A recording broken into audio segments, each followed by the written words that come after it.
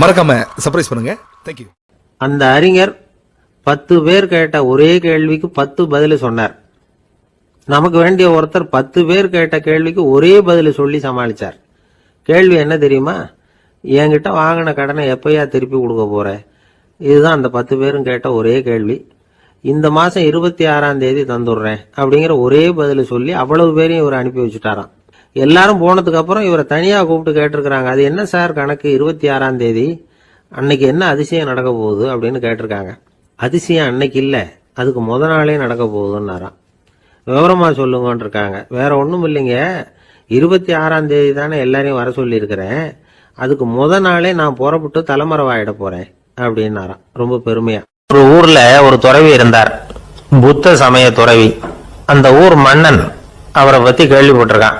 ஒரு நாள் புறப்பட்டு போனா, துறவியின் பாதங்களை தொட்டு வணங்கினான். அதுக்கப்புறம் சொன்னான், ஐயா நான் உங்களை அரண்மனைக்கு அழைச்சிட்டு போறதுக்காக வந்திருக்கிறேன், இனிமே நீங்க இங்க எதுக்கு இருக்கணும் அப்படின்னானா.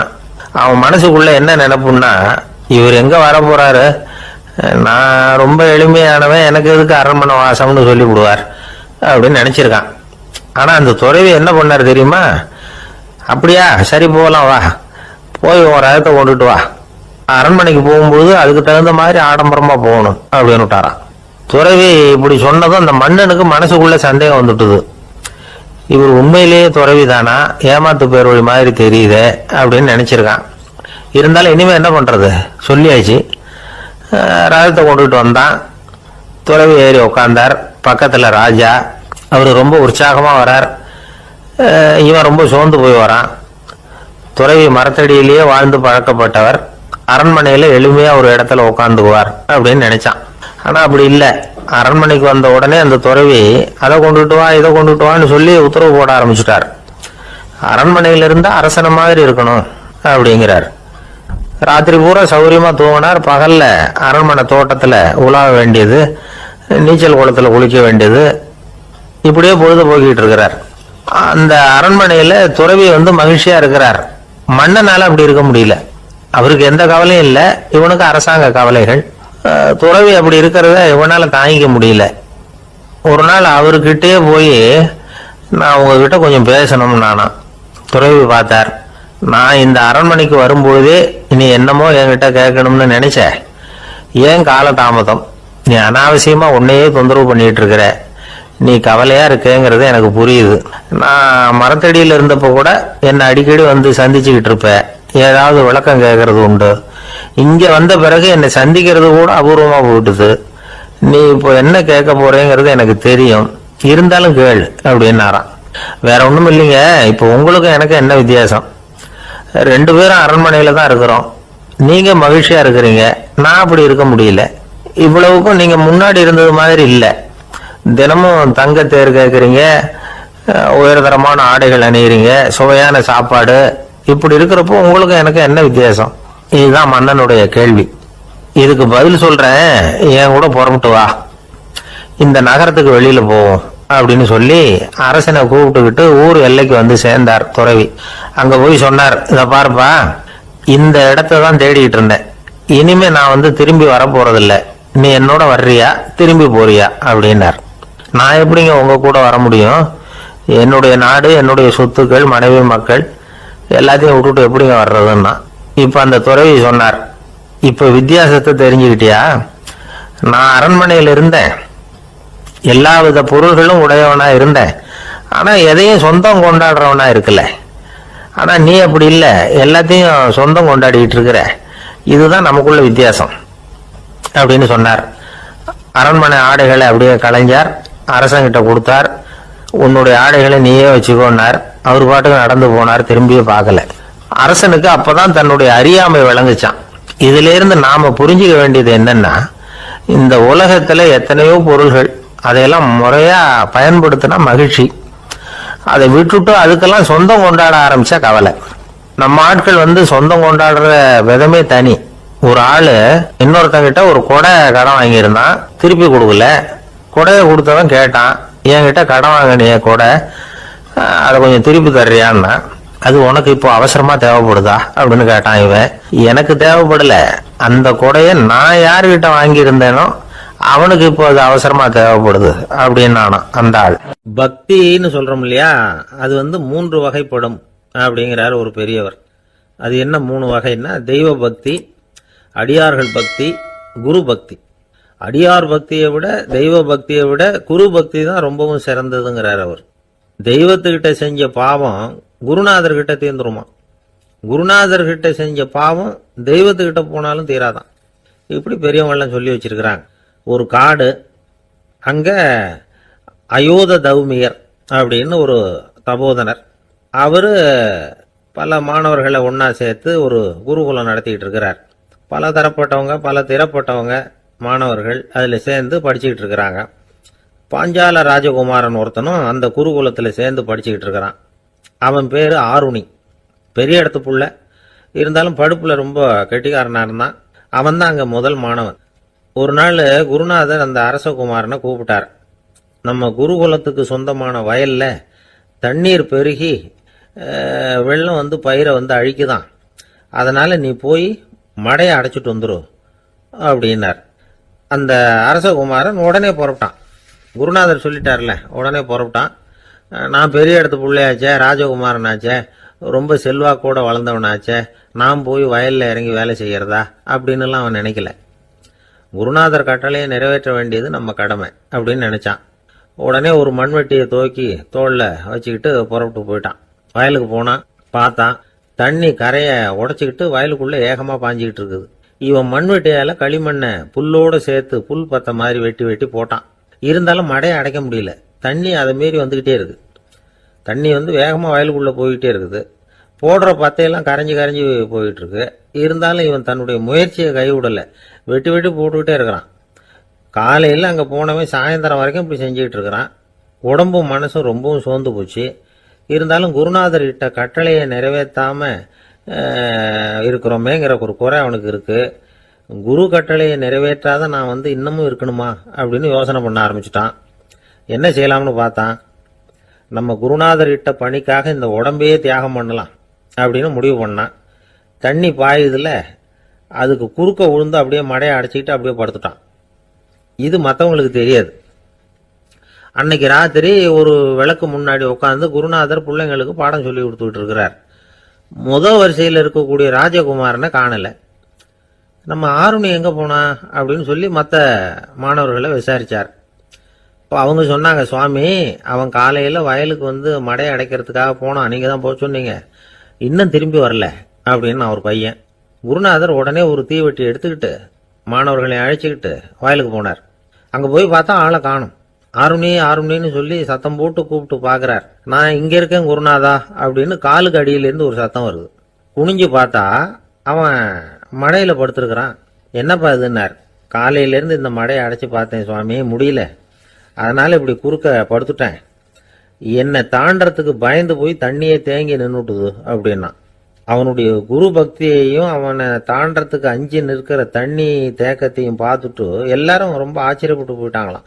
ஆருணி எழுந்திருச்சு வா அப்படின்னு கூப்பிட்டாராம் குருநாதர். அவன் தண்ணீரை பொழந்துக்கிட்டு எழுந்திருச்சு வந்தானான். அதனால அவனுக்கு உத்தாலகன் அப்படின்னு ஒரு பேர். உத்தாலகன்னா தண்ணீரை பிளந்தவன் அர்த்தம்.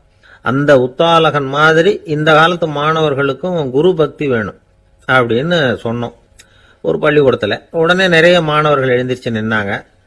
சார், நீங்க எங்களை இன்னமும் சரியா புரிஞ்சுக்கலன்னு நினைக்கிறோம். அன்னைக்காவது ஒருத்தன் அப்படி இருந்தான், இன்னைக்கு ஏகப்பட்ட உத்தாலகர்கள் இருக்கிறோம். எங்க வாத்தியார் கட்டளை இட்டா இப்பவே அது மாதிரி வயலுக்கு போய் மடையில குறுக்கப்படுத்துக்கிறதுக்கு இந்த வகுப்புல உள்ள அத்தனை பேரும் தயாரா இருக்கிறோம் அப்படின்னாங்க. அப்படியா அப்படின்னு சொல்லி கேட்டோம் ரொம்ப சந்தோஷமா. ஒருத்தன் ரொம்ப அடக்கமா எழுந்திருச்சான். அப்புறம் சொன்னான், ஆமா சார், வகுப்புல இவர் நடத்துற பாடத்தை கேட்டுக்கிட்டு இருக்கிறத விட பேசாம போய் மடையில படுத்து விடுறது ஒன்றும் கஷ்டமான காரியமா இருக்காது, அதனாலதான் எல்லாரும் அங்க போறேன்னு சொல்றோம் அப்படிங்கிறான். துருக்மேனியாவில் அஷ்காபாத் அப்படின்னு ஒரு நகரத்துல ஒரு புவியியல் விஞ்ஞானி இருந்தார். அவரு ஒரு நாய்க்குட்டி வளர்த்தார். ஒரு நாள் முன்னிரவு நேரம் ஒரு மேஜைக்கு முன்னாடி உட்கார்ந்து அந்த விஞ்ஞானி ஏதோ கணக்கு போட்டுக்கிட்டு இருக்கிறார். அவருக்கு ஒரு சின்ன பெண் குழந்தை, அது தொட்டில தூங்கிட்டு இருக்குது. அந்த நாய்க்குட்டியும் ஒரு மூலையில படுத்து அது பாட்டுக்கு தூங்கிட்டு இருந்தது. ஒரே அமைதி. அந்த நேரத்துல திடீர்னு அந்த நாய்க்குட்டி துள்ளி எழுந்திருச்சுது. நேரா குழந்தைகிட்ட ஓடிச்சு.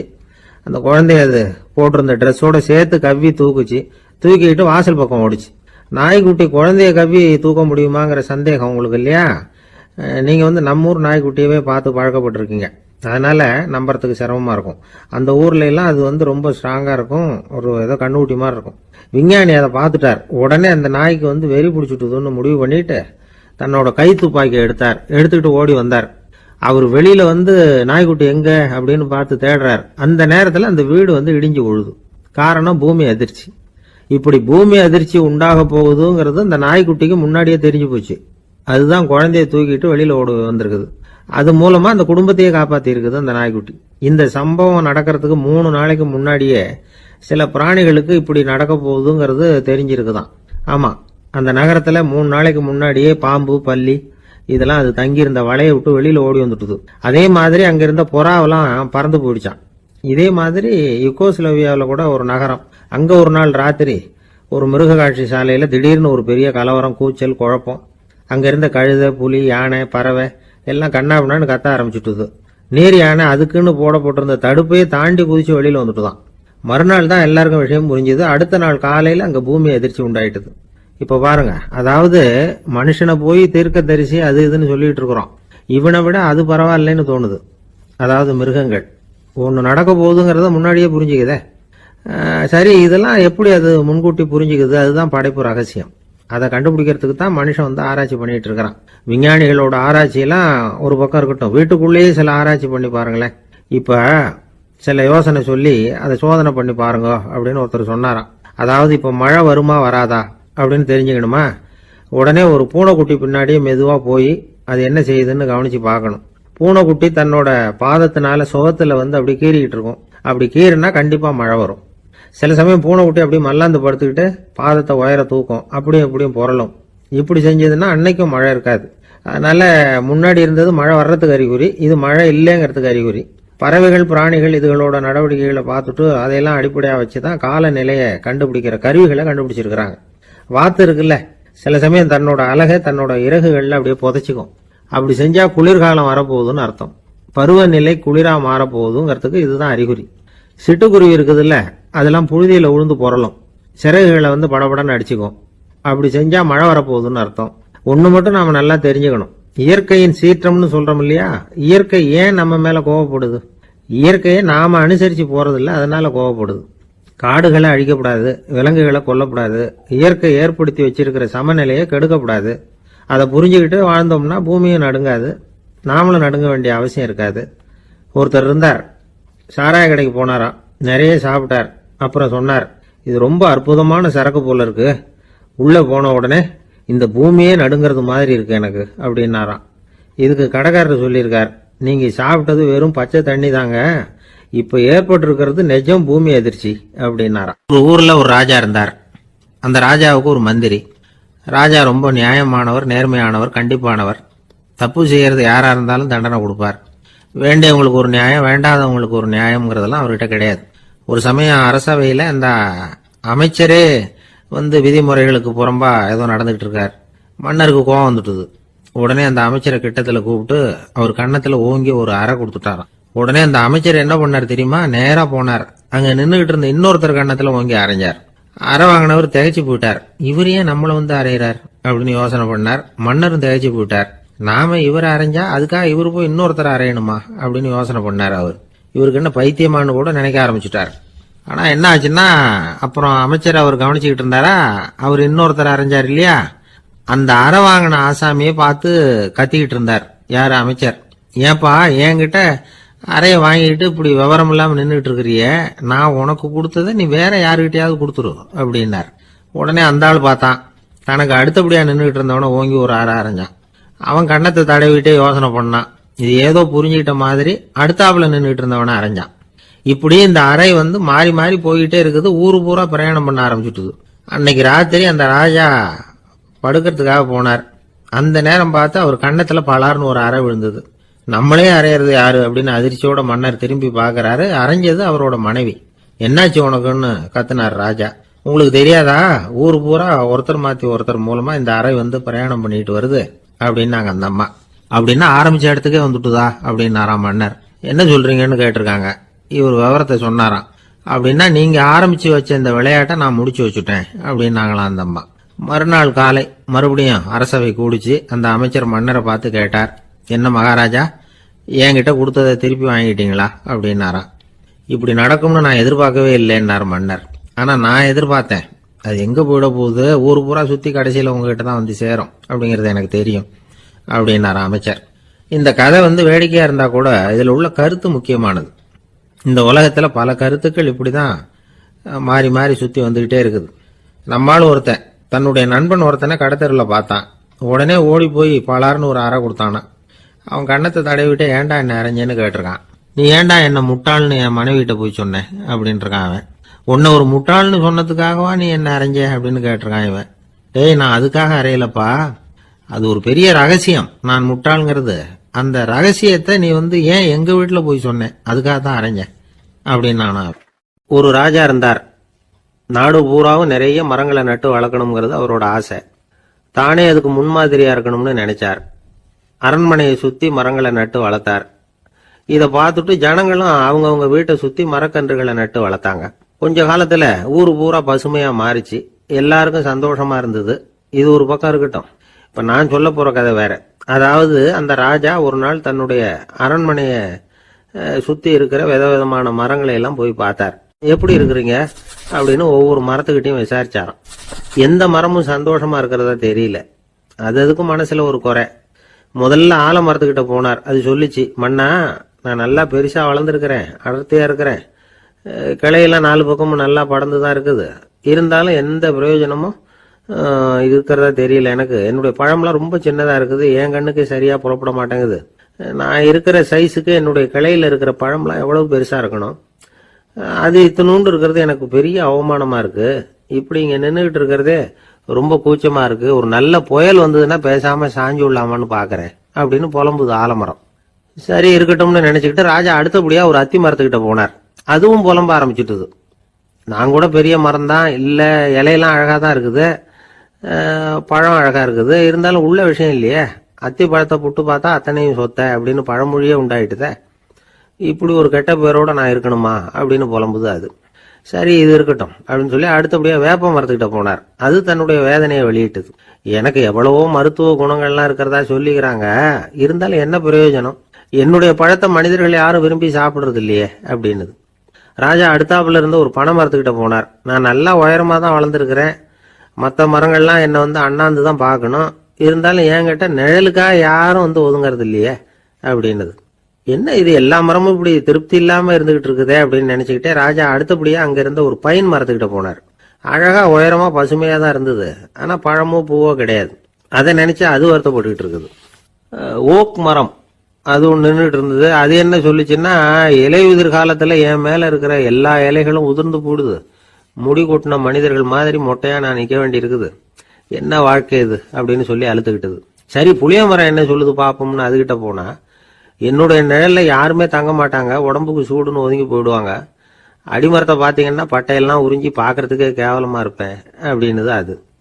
முருங்கை மரம் என்ன சொல்லிச்சு தெரியுமா, என்னுடைய இலை காயெல்லாம் சாப்பிட்றவங்களுக்கு சத்து கொடுக்கறது வாசம் தான், ஆனா என் உடம்புல சத்தே கிடையாது, கொஞ்சம் வேகமா காத்து அடிச்சதுன்னா முறிஞ்சு விழுந்துடுறேன், என்ன வாழ்க்கை இது அப்படின்னு சொல்லி அது வருத்தப்பட்டது.